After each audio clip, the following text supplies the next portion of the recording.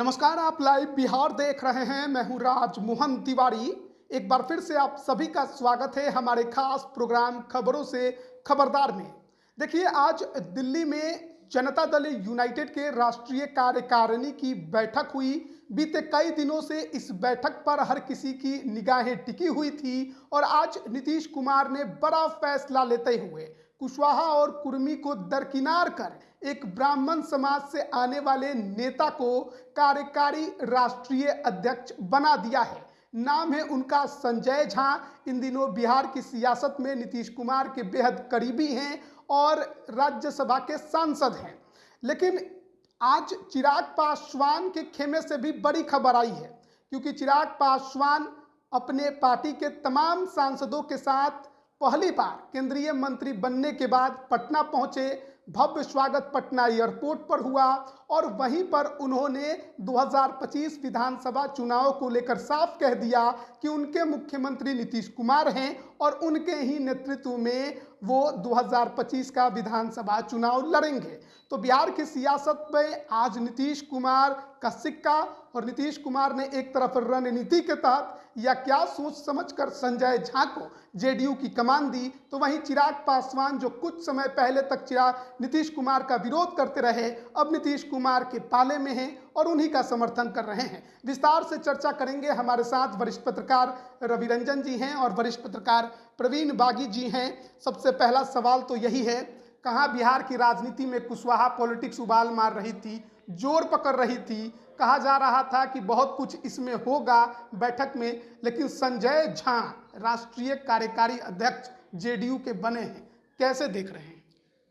Kushwaha politics अपनी जगह पर है और उसका महत्व है, बरकरार है। और देर सवेर उपेंद्र कुशवाहा को भी उनका वाजिब हक जो है वो एनडीए के अंदर मिलेगा, ये बात लगभग तय है। मगर जदयू के अंदर की ये बात है। जदयू, देखिए, पहले भी ये बात सामने आ चुकी है कि नीतीश कुमार का स्वास्थ्य बहुत ठीक नहीं रहता है, बहुत ज़्यादा वो एक्टिव अब नहीं रह रहे हैं। तो इसलिए पार्टी का डे टू डे का कामकाज चलाने के लिए संजय झा को कार्यकारी अध्यक्ष बनाया गया है। और ये पहली बार है कि जदयू में किसी को कार्यकारी अध्यक्ष बनाया गया है। संजय झा और इसका सबसे बड़ा संदेश ये है कि जदयू चाहती है कि भाजपा के साथ रिश्ते बहुत बेहतर और मधुर रहें, इसलिए भी संजय झा को कार्यकारी अध्यक्ष बनाया गया है। क्योंकि संजय झा ने अपनी राजनीति शुरू की थी भाजपा से। वो भाजपा से पहले एमएलसी बने थे। अरुण जेटली जब दिल्ली में नेता थे तो वो अरुण जेटली के साथ लंबे समय तक रहे, और फिर अरुण जेटली के कहने पर वो बिहार आए, यहाँ एमएलसी बने। फिर उनका नीतीश कुमार से परिचय भी कराया था अरुण जेटली ने ही। और अरुण जेटली और नीतीश कुमार में बहुत गहरे रिश्ते थे, बहुत दोस्ताना संबंध था, और उस रिश्ते का निर्वहन अंत तक होता रहा। जब जदयू और भाजपा अलग अलग थी तब भी उन दोनों की दोस्ती बनी हुई थी, अरुण जेटली और नीतीश कुमार की। तो उसी दोस्ती को अब आगे बढ़ाएंगे, यानी भाजपा और जदयू की दोस्ती को आगे बढ़ाने का मिशन दिया गया है संजय झा को। और संजय झा मिलनसार व्यक्ति हैं, सबके साथ मिलते जुलते रहते हैं, आम लोगों के बीच भी उनकी एक अच्छी छवि है। तो इसका फ़ायदा पार्टी को स्वाभाविक रूप से मिलेगा।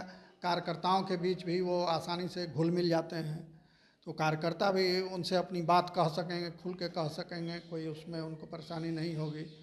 और दूसरे की पार्टी ने अपनी बैठक में जो प्रस्ताव पारित किए हैं उसमें एक तो विशेष राज्य का दर्जा वाली बात है, मगर उसमें एक बगल की गली उसने निकाल रखी है। पार्टी भी ये मान रही है, उसके तमाम नेता मान रहे हैं कि ये संभव नहीं है विशेष राज्य का दर्जा। तो इसलिए बचने के लिए उन्होंने एक रास्ता दिया है कि या पैकेज, विशेष राज्य का दर्जा या विशेष पैकेज मिलना चाहिए। तो विशेष पैकेज तो ऑलरेडी मिल रहा है बिहार को, कुछ और ग्रांट बढ़ा देगी भारत सरकार, कुछ और योजनाओं में पैसा देगी, वो कुछ नए प्रोजेक्ट दे देगी बिहार को।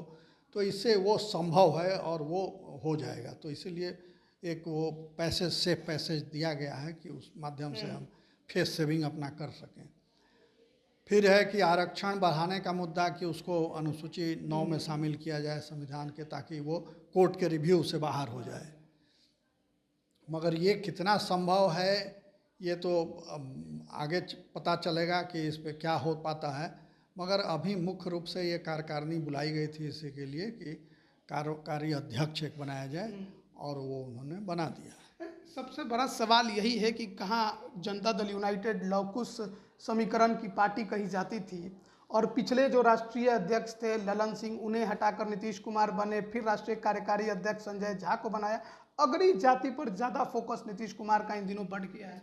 हाँ, नीतीश कुमार के आसपास जो हैं जो कद्दावर नेता जो नीतीश कुमार को सलाह देने वाले लोग हैं वो अधिकांशतः अगड़ी जाति के लोग हैं। ललन सिंह उसमें प्रमुख है। संजय झा से उनकी गहरी मित्रता है, माने राजनीतिक बात तो है ही, उनकी व्यक्तिगत उनसे मित्रता है। और संजय झा उस समय भी जब वो भारतीय जनता पार्टी में थे तब भी वो नीतीश कुमार के आवास पर ही ज़्यादा समय बिताते थे। बाद में नीतीश कुमार और भाजपा के बीच जो रिश्ते खराब हुए उसको भी ठीक करने में संजय झा, और इस बार जो नीतीश कुमार ने पलटी मारी और भाजपा के साथ हो गए उसमें भी संजय झा का हाथ है। तो जो एक सवर्ण जाति के जो नेता हैं और जो मतदाता भी हैं वो एक सहज वो समझते हैं कि एनडीए में माने भारतीय जनता पार्टी के साथ नीतीश कुमार की एक सहज तालमेल है, और इसी तालमेल को बनाए रखने के लिए कई बार नीतीश कुमार अपनी राजनीतिक महत्वाकांक्षा के कारण और कई बार वो जो खींच जाते हैं जब उनकी जब आलोचना होने लगती है तो उसमें वो पलटी मारने की कोशिश करते हैं, लेकिन एक सहज मेल मिलाप जो है उनकी भारतीय जनता पार्टी से है, और इसीलिए संजय झा इस काम को आगे बढ़ा सकते हैं। दूसरी महत्वपूर्ण बात है कि आज 2 बैठकें माने महत्वपूर्ण बैठक हुई। एक तो चिराग पासवान की पटना में हुई और दिल्ली में जो हुई, दोनों बैठकों से एकदम सीधा सीधा संदेश यही दिया गया कि अगले 2025 के चुनाव में एनडीए के साथ माने नीतीश कुमार के साथ सभी लोग बिहार में चुनाव लड़ने जा रहे हैं। तो कोई पलटी मारने की संभावना अब है नहीं। तो संजय झा इसीलिए आपने जो पूछा, संजय झा इस राह को आसान करने वाले सबसे योग्य व्यक्ति हैं, इसीलिए उनको कार्यकारी अध्यक्ष है। और देखिए, कार्यकारी अध्यक्ष बनाने का मतलब है कि नीतीश कुमार ही सारा कुछ करते रहेंगे, केवल ये उनका काम देखेंगे। और चुनाव में चूँकि नीतीश कुमार फिर तूफानी दौरा करेंगे और चुनाव में बहुत सारा काम उनको करना होगा, क्योंकि इस बार तो लड़ाई प्रशांत किशोर से भी है, तो एक अलग फोरम पर तैयारी करनी होगी। नीतीश कुमार को अपने 42-43 सीटों से आगे बढ़ना होगा, और इस बार इसीलिए चिराग पासवान से भी उनकी मित्रता बढ़ रही है कि चिराग पासवान कहीं कोई खेल न बिगाड़ दें, क्योंकि विधायकों की संख्या बढ़ानी है तो सबको साथ लेकर चलना पड़ेगा। चिराग पासवान भी देख रहे हैं कि बिहार में उनको अपनी राजनीति को बढ़ाना है तो नीतीश कुमार के साथ चलना पड़ेगा। तो संजय झा और खासकर अगड़ी जाति के मतदाताओं के कि वो एनडीए का सहज वोटर है, और अगर नीतीश कुमार को अपना लौकुश समीकरण के साथ अगड़ी जाति के लोगों को लेकर वो चले तो लालू प्रसाद यादव का एमवाई समीकरण फिर गड़बड़ हो जाए, कुछ नहीं कर पाएगा। और कुशवाहा समाज के तो उनके प्रदेश अध्यक्ष हैं ही, उपेंद्र कुशवाहा अगर एनडीए में आ जाते हैं ही, मतलब जदयू में आ जाते हैं, ये कोशिश लगातार चल रही है, इसकी बातचीत हो रही है कि अगर वो फिर से आ जाते हैं तो एक मजबूत स्थिति में आ जाएंगे। नालंदा के रहने वाले पूर्व आईएएस अधिकारी मनीष वर्मा के नाम की भी काफ़ी चर्चा थी, और जेडीयू की अभी जो काम है उसे वो ग्राउंड लेवल पर हर जिले में काफ़ी ज़्यादा फैला रहे हैं। खासकर नीतीश कुमार की योजनाओं को लेकर सरकार किस प्रकार से काम कर रही है। कहा जा रहा था कि राष्ट्रीय कार्यकारी अध्यक्ष बन सकते हैं जिस प्रकार की अभी राजनीतिक समीकरण है, लेकिन उनकी जगह संजय झा। हाँ, देखिए, एक आईएएस अधिकारी पर नीतीश कुमार ने एक बार भरोसा करके देख लिया है। और आरसीपी सिंह उनकी जाति के थे, उनके ज़िले के थे, और वो आईएएस माने काबिल आईएएस अधिकारी भी थे, लेकिन उनसे जो कुछ माने जो अनुभव हुआ नीतीश कुमार को, वही फिर दोबारा वो दोहराएंगे। हमको लगता है कि वो नहीं चाहते होंगे कि फिर उसी को आगे बढ़ाएं। हालांकि ये तय है कि मनीष वर्मा को भी पार्टी में बड़ी जिम्मेदारी मिलेगी, और चुनाव में जब कैंपेनिंग शुरू होगी, 2025 के चुनाव की तैयारी होगी, तो पार्टी की कमान भले नीतीश कुमार के हाथ में है और संजय झा उसके कार्यकारी अध्यक्ष बने हैं, लेकिन चुनाव समिति जब बनेगी और जो जो और काम जब बटेगा तो मनीष वर्मा उसमें बहुत अहम भूमिका निभाने वाले हैं। नीतीश कुमार जब से बीजेपी के साथ आए हैं लगातार उन्हें ये बात दोहराना पड़ रहा है कि वो बीजेपी के ही साथ रहेंगे, वो छोड़कर नहीं जाएंगे। आज तो बैठक में कसम खा ली कि अब मैं कभी बीजेपी को नहीं छोड़ूंगा। इसको आप कैसे देखते हैं? ये वो कह रहे हैं इसलिए कि उनके मन में अपराध बोध है, ग्लानि है कि वो क्यों बीजेपी को छोड़ करके बार बार अलग हुए, और इससे उनकी छवि भी बिगड़ी है। तो अपनी आत्मा पर के बोझ को कम करने के लिए, अपनी छवि को सुधारने के लिए और बीजेपी का दिल जीतने के लिए वो बार बार ये दोहराते रहते हैं और इस तरह का भाव प्रदर्शित करते रहते हैं कि अब हम मरना जीना आप ही के साथ है, अब कहीं नहीं जाएंगे। और संजय झा को भी कार्यकारी अध्यक्ष इसी के लिए बनाया गया है कि भाजपा को पूरी तरह भरोसा हो जाए कि अब नीतीश कुमार कहीं जाने वाले नहीं हैं। मगर नीतीश कुमार की फितरत तो कोई नहीं जान सकता है कि नीतीश कुमार क्या करेंगे। बहुत लोग इस बात की चर्चा कर रहे हैं कि वो विशेष राज्य का दर्जा और आरक्षण का मुद्दा भी उन्होंने इसीलिए उछाला है कि कभी जरूरत पड़े तो इसे हथियार बनाया जा सके। हाँ, ये संभव है, मगर आरक्षण ये विशेष राज्य का दर्जा वाला मामला तो हमने बताया कि वो एक पैसे छोड़ रखा है उन्होंने सुरक्षित रास्ता बच निकलने के लिए, तो वो भी जान रहे हैं। और उनके जो मंत्री हैं विजेंद्र प्रसाद यादव, वो पिछले साल बयान दे चुके हैं सार्वजनिक रूप से कि अब हमने इस मुद्दे को छोड़ दिया है, पार्टी ने छोड़ दिया है, क्योंकि ये संभव ही नहीं है। अगर नीतीश कुमार प्रधानमंत्री भी बन जाएं तब भी वो ये विशेष राज्य का दर्जा नहीं दिला सकते हैं। वो संवैधानिक प्रावधान कर दिया गया है और इसको ख़त्म कर दिया गया है कि अब ये दिया ही नहीं जा सकता। चिराग पासवान के बयान को कैसे देखते हैं? आज तो बड़ा भव्य स्वागत हुआ उनका, केंद्रीय मंत्री बनने के बाद आज पहली बार पटना पहुंचे थे, तमाम सांसदों के साथ पहुंचे थे, उनकी माताजी भी उनके साथ में थी, खूब जोरदार स्वागत हुआ, भीड़ भी खूब उमड़ी हुई थी, कार्यक्रम भी हुआ इसके मेमोरियल हॉल में, काफ़ी जोश में भाषण भी उन्होंने दिया। लेकिन जो बयान उन्होंने दिया है कि 2025 का जो विधानसभा चुनाव है वो हम नीतीश कुमार के नेतृत्व में ही लड़ेंगे। कुछ दिन पहले तक बिहार की बर्बादी का ठिकरा वो नीतीश कुमार पर फोड़ते थे। तो अब इसके अलावा उनके पास दूसरा कोई उपाय नहीं है कि नीतीश कुमार के साथ रहना है, तो नीतीश कुमार से बैर करके वो नहीं रह सकते, और नीतीश कुमार से बैर करेंगे तो फिर उनका एनडीए से भी बैर हो जाएगा। भाजपा भी ये नहीं स्वीकार करेगी कि आप नीतीश कुमार का विरोध कीजिए। तो इसलिए राजनीतिक में हालांकि कोई चीज़ अस्थाई नहीं होती, तो आज उनका हित इसी में है कि वो नीतीश कुमार के साथ अपने को खड़ा दिखलाएं। अभी विधानसभा चुनाव होना है तो उसमें भी सीटों का बंटवारा होगा, तो चाहेंगे कि ज़्यादा सीटें मिलें उनको, तो इसलिए भी नीतीश कुमार से रिश्ते अच्छे बना के रखना उनके लिए ज़रूरी है। तो उसी रणनीति के तहत वो अभी उनके साथ अपनी एकजुटता प्रदर्शित कर रहे हैं। और वैसे भी भाजपा ने स्पष्ट कर दिया है कि नीतीश कुमार ही अगले चुनाव में हमारे नेता होंगे और उन्हीं के नेतृत्व में नई सरकार भी बनेगी।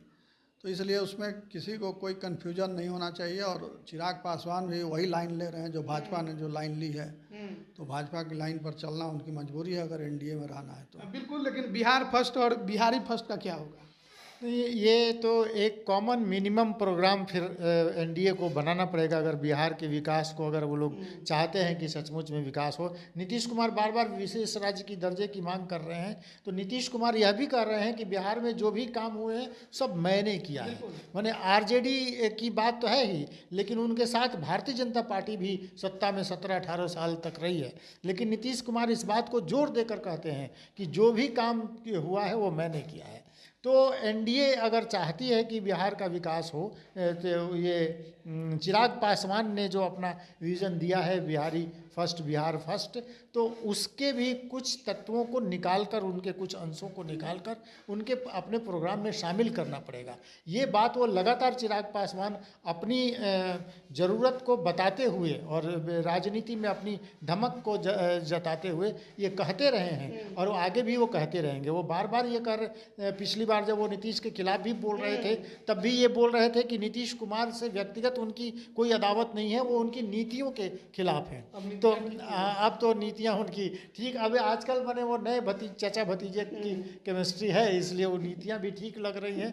तेजस्वी ये चिराग पासवान एक मंजे हुए राजनेता की तरह एक्ट कर रहे हैं और नीतीश कुमार के पक्ष में इसलिए बोल रहे हैं कि अगले चुनाव में उनको भी कुछ सीटें चाहिए होंगी। अगर वो सीट जीतते हैं तो बिहार में उनकी राजनीति थोड़ी बढ़ेगी। पार्टी तोड़ना, पिता का अपमान सब अब खत्म हो गया। हाँ, अब तो ये खत्म हो गया, मैंने ये तो कहानी ही खत्म हो गई। तेजस्वी यादव ये चिराग पासवान ने बड़ी कुशलता से अपने राजनीतिक कुशलता को मैंने उन्होंने दिखाया और जो धैर्य रखा उसका फल उनको मिला है। और अब तो चाचा जो नाराज़ थे अब तो कुछ बोल भी नहीं रहे हैं कि वो नाराज़ हैं कि नहीं है।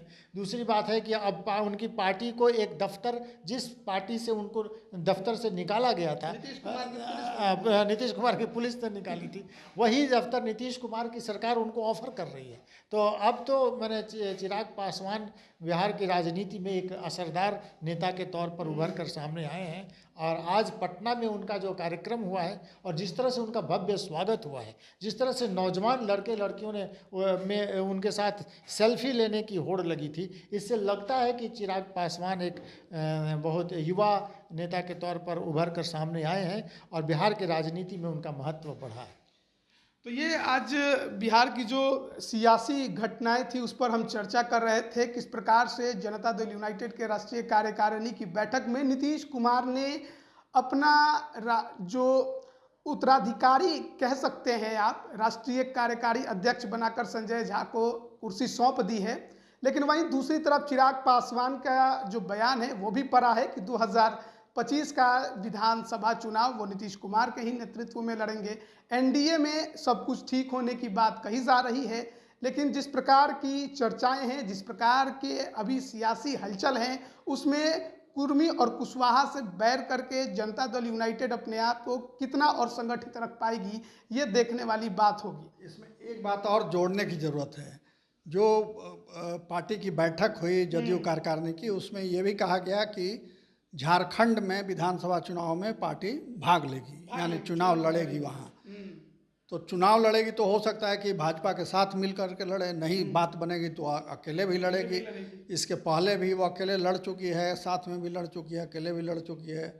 तो वो मगर इस बार वो ज़्यादा ताकत वहाँ लगाना चाहती है और इसी के लिए संजय झा को भी लाया गया है कि संजय झा के संपर्क हैं झारखंड में। और सबसे जो बड़ी बात है वो ये कि सरयू राय हैं, भाजपा के नेता रहे हैं पहले, अब वो भाजपा छोड़ दिया है उन्होंने, और रघुवर दास को उन्होंने हराया जमशेदपुर में विधानसभा चुनाव में, और वो निर्दलीय के रूप में वो जीत करके आए हैं और रघुवर दास की सरकार में वो मंत्री भी थे।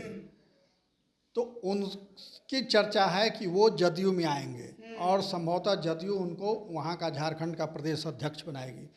तो ये सरयू राय जो हैं वो एक कुशल संगठनकर्ता के रूप में जाने जाते हैं।